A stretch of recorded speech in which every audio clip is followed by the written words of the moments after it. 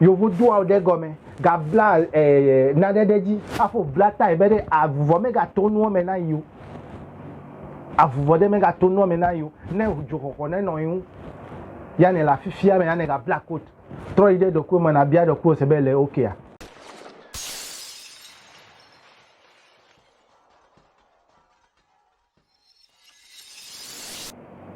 yo no vil on we me do gbe na me sia me va gbe nkafe avalati nko nyenye dem ne nya me ne fa mojija gba na subscribe wala mana ma video pla me no vi ala fe de bo afima eji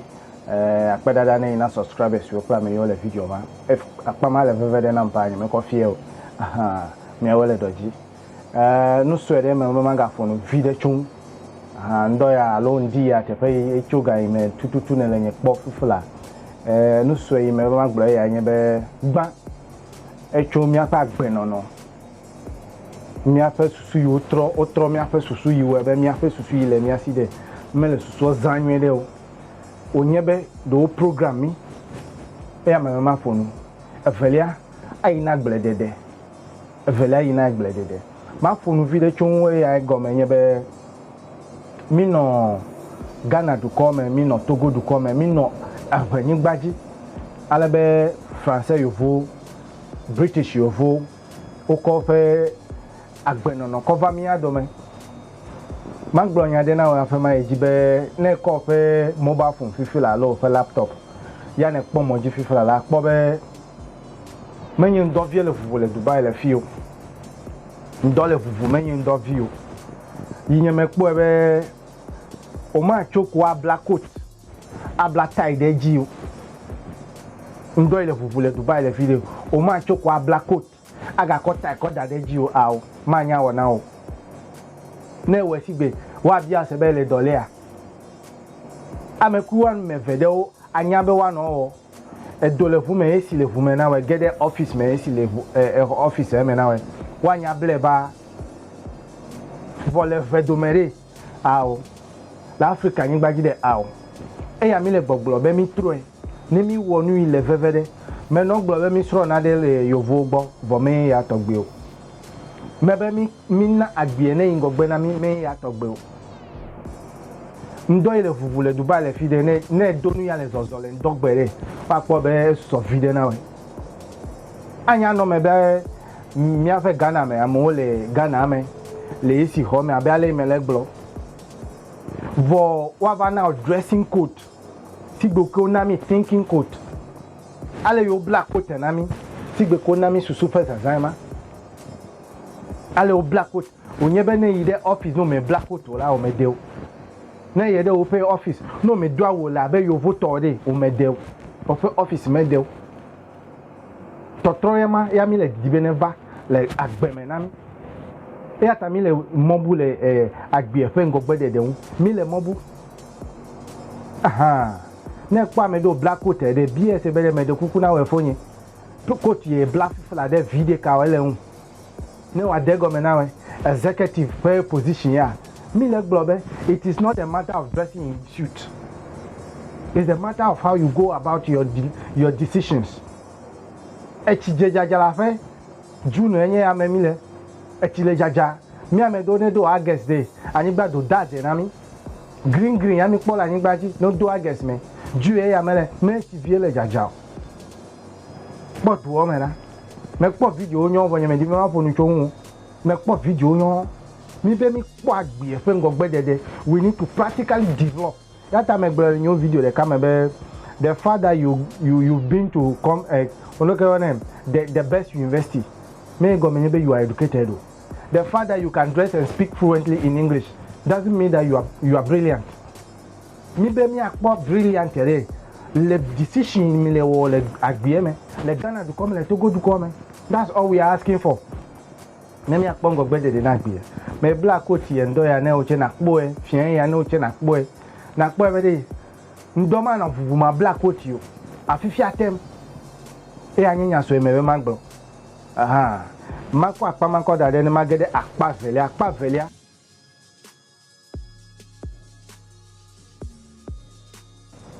menu anyu ko video message de ko do dam manko da de moji na oche na kpo e anya be fifi lare o le sedo de kova o ko GM kova Ghana me mi me lo de ji o ame do titre de GM o mi anto mi nya me gbo na mi be GM ade e dunu di fo ko o fe fo ne na bia se be nu ka nye GM nu ka gble la me gbeto hu nu ka ta je be mi za GM le mi ade du ko me no ti na pon do na do ku okay magade nya me ni me ma gbole fuma ya nye be GM yo cover de o ko system cover Africa du do me yi ma ko information ma ko dade moji ne na pa me nye fe nu me wa do cho o nto na hren Africa du ko de o ga fo ebe ehia be yo akpongo gbede de na gbe le ngogbe popo mere ni yo enye be eku imi ame ibo mi agblede lawe mi le dede agbeme rukuo eku ale mi preserve na mi afa nukuo onye be mi ga fa na ere over we press susu be ewu ame bo ma ti wan wo na ewu fifula wa le we vai tu ame bo na wo nu ma fifula de wa le vai tu vide ka eleme obe bigger corporation we corporation you to America you to inye Bill Gates pay corporation we le wa wo gbo mi afle ku ole afa mi afa aw nye melon de ji o pa o megbe like no hoema les miasi le Ghana du comme le Togo du comme no hoema le miasi de fiabe that is our last chance to survive no agblede nu ko yo mi antom ko fetiri kuye o ebli kuye o ablajo kuye o eku de siade yi mi antom mi fa na re no ko le miasi de fiabe o ko agbele miasi ema and that will be the last thing that will happen in Netherland mi afa dufia we no pobere ale ko wa wo ema ya no ne wa lo what wa lo no sia no wa lo wa ho coronavirus pharmacy bo ma ko suso ko va mi agbobe you egbe yo les azama they criminalize your seat system.